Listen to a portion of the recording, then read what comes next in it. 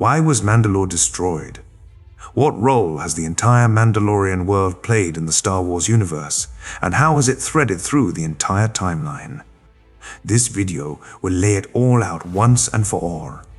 We'll take the perspectives of Bo-Katan, Ahsoka, and Sabine Wren to examine how they've permeated the entire Star Wars universe from the Clone Wars through Mandalore's destruction to the rise of the Empire, its eventual fall, and Thrawn taking up the mantle of the Imperial remnants. Finally, we'll see how Bo-Katan and Din united the remaining Mandalorians to reclaim their homeworld. The Fall and Rise of Mandalore, a galactic epic. The Prelude, Mandalore's turbulent past.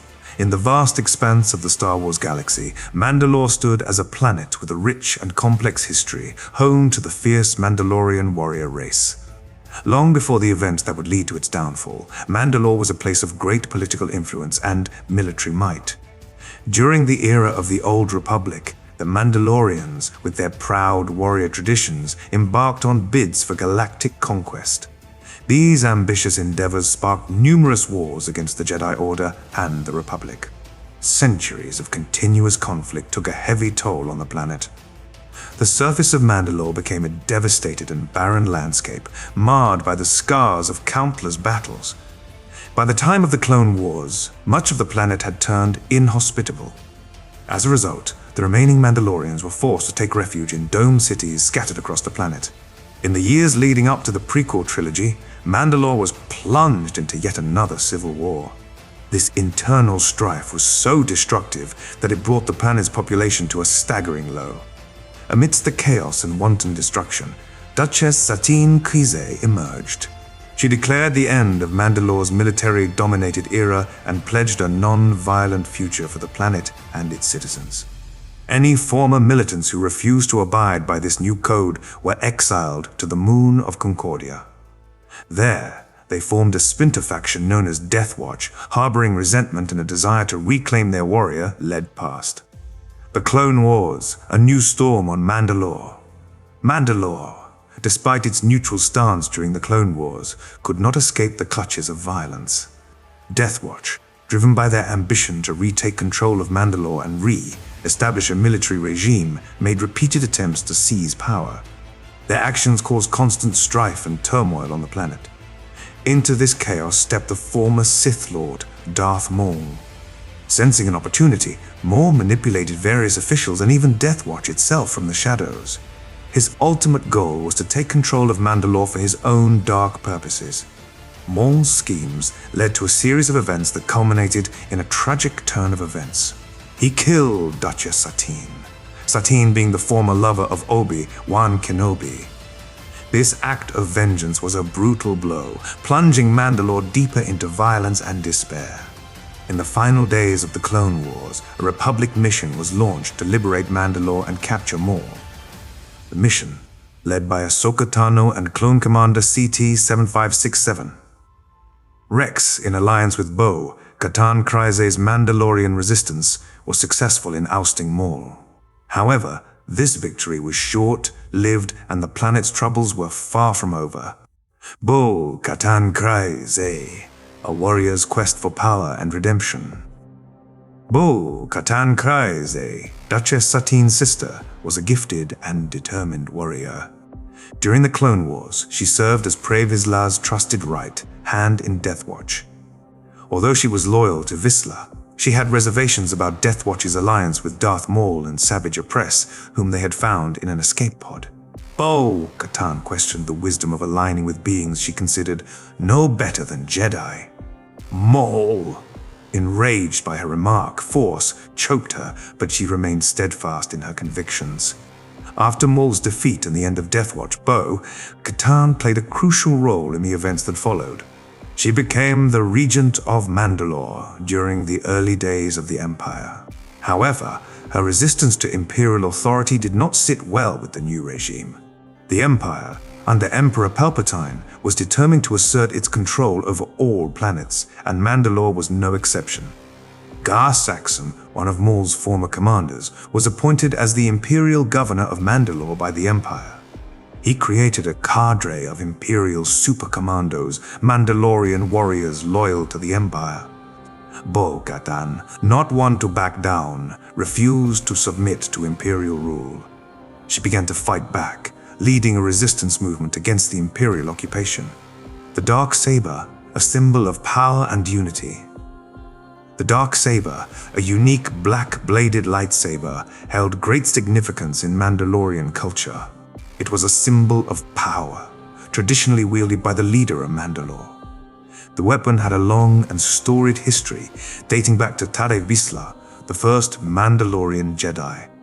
During the Clone Wars, Pre Vizsla, a descendant of Tar Vizsla, reclaimed the darksaber. However, Darth Maul rightfully won the blade by defeating Vizsla in single combat, becoming one of the first non-Mandalorians to wield it. Despite being defeated by Palpatine in combat during the Clone Wars, Maul managed to keep hold of the darksaber. It wasn't until Star Wars Rebels that the darksaber's story took a new turn. Sabine A. Wren, a Mandalorian, managed to obtain the darksaber from Maul. She later won it back from Gar Saxon in single combat, confirming her right to ownership. However, in a fateful decision, Sabine chose to gift the darksaber to Katan Kryze. Sabine believed that Katan had the strength and the right to rule Mandalore. Katan reluctantly accepted the blade. With the darksaber in her hands, she united the Mandalorian clans in opposition to the Empire, leading them in the fight against Imperial rule. The Great Purge, Mandalore's devastating downfall. The Empire, growing increasingly frustrated with the Mandalorians' resistance, decided to take drastic measures. They launched a genocidal campaign known as the Great Purge, also referred to as the Night of 1,000 Tears. The Empire's goal was to extinguish all rebellion from the Mandalorians and exploit the planet's remaining resources, particularly the valuable Beskar. During this brutal purge, the Empire unleashed a relentless bombardment on Mandalore. The capital city of Sundari and other dome cities were destroyed, and hundreds of thousands of Mandalorians were killed. The planet's surface was left in ruins, rendered inhospitable and uninhabitable. Katan, leading the Mandalorian resistance, faced a seemingly insurmountable challenge. In a tragic twist, Katan was forced to make a difficult decision. Moff Gideon, an Imperial Security Bureau (ISB) officer, told her that Mandalore would be spared if she commanded the Mandalorians to disarm. Despite the fact that weapons were a crucial aspect of the Mandalorian religion and way of life, Katan agreed, believing it was the only way to save what remained of her people. In doing so, she yielded to Moff Gideon and gave away the darksaber. This act, however, did not save Mandalore from the Empire's wrath. The bombardment continued, and the Mandalorian people were brought to the brink of extinction. Survivors were forced to scatter across the galaxy, hiding in the shadows, their once proud civilization in shambles. Moff Gideon's rise and the darksaber's new master. With the darksaber in his possession, Moff Gideon became a powerful figure. He carried the blade through the fall of the Empire, holding onto it as a symbol of his authority. In the years following the Empire's collapse, Gideon remained a threat, using the darksaber to assert his control over any remaining Mandalorian factions. Gideon's possession of the darksaber was controversial. According to Mandalorian laws, the blade could only be rightfully claimed by winning it in combat. Gideon, however, had obtained it through Katan's surrender, not through a legitimate duel. Despite this, he pretended to own it, perhaps believing that the power of the symbol alone would be enough to cow the remaining Mandalorians into submission. The Mandalorians return, a spark of hope. Fast forward to the events of the Mandalorian series. Din Djarin, a Mandalorian bounty hunter, found himself drawn into a larger conflict. After a series of adventures, he came into contact with Katan, and learned of the darksaber's significance. In a fateful encounter, Din Djarin defeated Moff Gideon in combat, taking the darksaber for himself. Katan, who had long sought to reclaim the darksaber and restore Mandalore, initially saw Din Djarin as an obstacle. However, as they continued to work together, a new understanding began to form between them. They realized that the only way to save Mandalore and the Mandalorian people was to unite. The battle for Mandalore, reclaiming the homeland Din, Djarin, Katan, and a united front of Mandalorian warriors decided to take the fight back to Mandalore. They knew that retaking their home planet would be an arduous task. Moff Gideon, who had managed to escape New Republic custody, had turned Mandalore into his base. He was up to something sinister, cloning himself in hopes of creating a force-sensitive army that could reclaim the galaxy for the Empire. The Mandalorians launched a daring assault on Mandalore. Grogu, Din Djarin's young companion, played a crucial role in the battle. Using his new IG-12 mech suit, he helped free Din Djarin from Imperial clutches. Din Djarin, in turn, made quick work of destroying Moff Gideon's clones. The final confrontation was epic. Din Djarin, Bo, Katan, and Grogu faced off against Moff Gideon and his 3 Praetorian guards. It was a battle that tested their skills, their courage, and their determination. In the end, they emerged victorious, seemingly defeating Moff Gideon once and for all. The aftermath, a new beginning for Mandalore. With Moff Gideon defeated, the Mandalorians finally reclaimed their home planet. Bo Katan, having proven herself in the battle, and with the support of the united Mandalorian clans, assumed her role as the ruler of Mandalore. She was now the rightful leader, with the dark saber in her possession once again, this time having earned it through the support of her people and her actions in the fight to reclaim their homeland. Din Djarin, having played a pivotal role in the liberation of Mandalore, officially adopted Grogu, now renamed Din Grogu by the Armorer. He decided to take Grogu on as an apprentice, passing on the Mandalorian ways and traditions. Mandalore, though still in ruins, was now a place of hope. The Mandalorians, once scattered and on the verge of extinction, were now united. They began the long and arduous process of rebuilding their planet and their civilization. With the support of the New Republic and their own indomitable spirit, they looked forward to a new future, one where Mandalore would once again thrive in the galaxy. There's both too much and no fight left in him by the time they reach the temple. Obi-Wan Kenobi is exhausted from the war and just wants it to be over. He has a dull ache that has been lingering around 4 months, seeping into his bones and his feet tingle, giving off constant signals how much he needs to get off of them.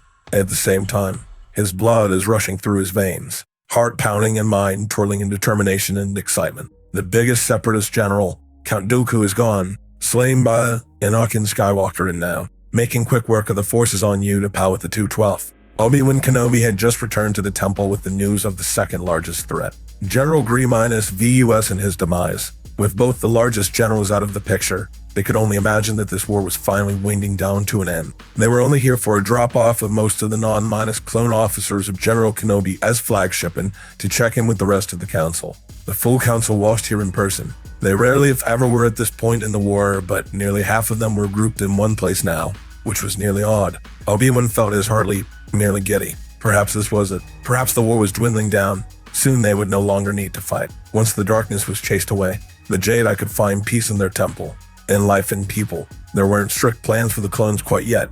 Obi-Wan Estrainov though turned as he shot his commander a glance. But this would finally be the moment Senate could no longer ignore their demands for rights and choices. The council tried to make time to think about the future, to talk about what they could do for the clones once this was all over. But it was difficult to find time, especially with the Chancellor and the Senate constantly badgering them and giving them more to do with the war. Obi-Wan couldn't quite imagine being able to fit all the clones in the Jade Eye Temple, but then again, there were plenty of abandoned temples throughout the galaxy they could use if need be.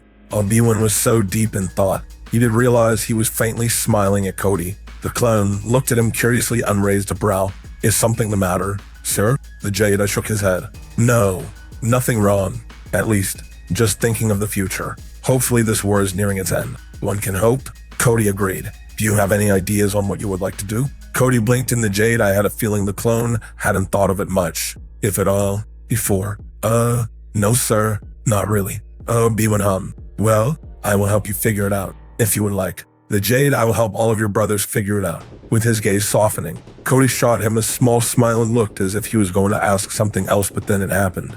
And Obi-Wan did not understand at all. A sharp pain shot through his mind, screaming with the force of 100 starships. The blazing hot blade swung through the bonds in his mind and forced him to his knees. Gasping for air, all he could feel was dread. The strands were unraveling, darkness lurking closer and closer. Dead. They were dead. Agent Kohler, Ceci Tien, his fellow counselors were dead. Kit Fitzroy's friend, dead. Obi-Wan squeezed his eyes shut and brought one hand to his head and another to his chest. It didn't stop the pain. How did this happen? They were supposed to be in the temple. The temple was safe. The temple was supposed to be safe. Searing pain only a bit as his loyal commander paused next to him, kneeling beside him and ready to catch him if he fell on his face. Good man, that Cody. Obi-Wan thought to himself as he shook his head and tried to understand what was happening. Something is happening. He forced his eyes to open and stared at the tile floor before he looked up at Cody's concerned and questioning gaze. Sir, something is very wrong.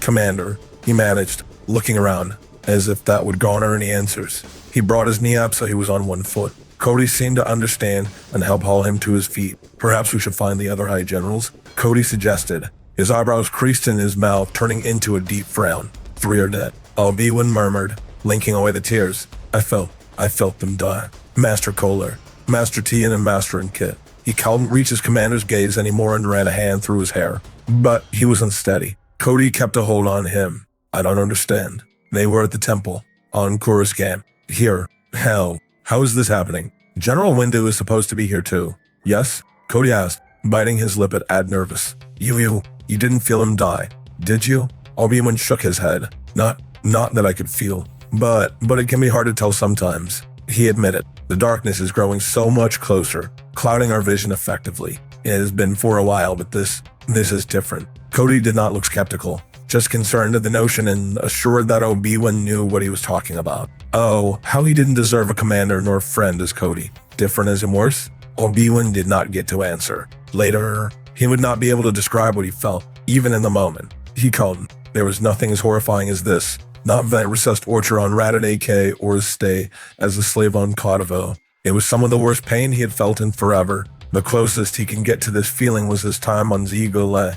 The feeling sears deep into his mind and soul and officially brings him to his knees once again, and even Cody cannot keep him steady. The piercing scream he let out attracts plenty around them as Obi-Wan's hands reach up to his head, as if this would block it out. He knows it won't, even when he is surrounded by light and warmth of the concern of his fellow Jedi. He cannot feel anything but this horrid pain that is sawing at his bond with Anakin. No, the oily agony is scratching and struggling against the bounds of his mind and shields, trying to overcome him. The temple's battlemaster has a familiar presence that he recognizes, but Obi-Wan cannot feel anything outside of the pain that is battling against his shields and clawing at his mind. Something is wrong. Obi-Wan croaked out, but it was so quiet, and he can't hear himself as he screamed again, throat becoming raw. It was like he'd been screaming nonstop for days. It's all right. Obi-Wan, the battlemaster, Centrav Ology whispered. He knows the older master has his hands on his shoulders, but Obi-Wan cannot quite feel it. Not with the mental pain that is so determined to destroy him. Don't worry, just one moment. Obi-Wan didn't know how long it took for the pain to lessen to an acceptable ache, but he knew Sin had helped reassure some more shields. It was still awful and somehow still worked through his usual impressive Durasteel shields. However, part of the origin was already in Obi-Wan's mind, in his bonds. There was nearly as much Sin could do. The young master opened his eyes to Sin's face, crinkled eyes watching him cautiously. Something exploded in your mind. Master, another Jedi told him, kneeling beside him. His blonde hair was cut rather short and his posture stiff, but his concern was no less than Sin's. Odd. Senso, Obi-Wan Cullen put his finger on who he was. Do you know what happened? I don't know. Something is wrong with Anakin, Obi-Wan whispered, staring at the two of them. He shook his head. And Kohler, T and Kit are dead. Sin and the other Jedi glanced at each other uneasily as he continued. Something very dark is upon us. Sin nodded. Things have been dark as of late, but even I can feel the looming presence so quickly over us. The Sith is here and he has found a new apprentice. There are two again. Obi-Wan's chest rumbled, and his lip quivered ever so slightly. He had a bad feeling about this. It was moments later, when he got to his feet, doing his best to shake off that horrible feeling even though something is wrong with Anakin. What is wrong? What is wrong? That's all he can think about. When Cody's comm beeps, and like any good soldier, he automatically answers it. A hooded figure appears in Obi-Wan's stares, out of sight of the recipient. The other Jedi around him follow his gaze, watching curiously in some sort of trance. It was hard to look away. Obi-Wan did not even try. There's something familiar about this figure, and Obi-Wan would forever scold himself on not knowing sooner. He would remember that sickly, grossly using voice for the rest of his life. It was so familiar to the awful feeling that permeated and overcome his bond with Anakin, and he was fairly certain who it belonged to, but he can't jump to conclusions. All he could see was the backside of the figure's hood, and his sight wavered and blurred momentarily. "Commander Cody." The oily voice sounded like it had been gargling rocks. "The time has come.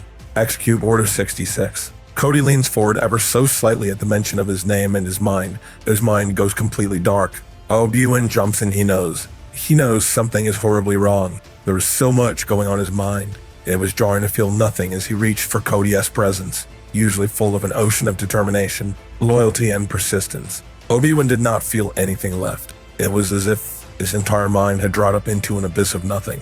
The Jedi's eyes went wide.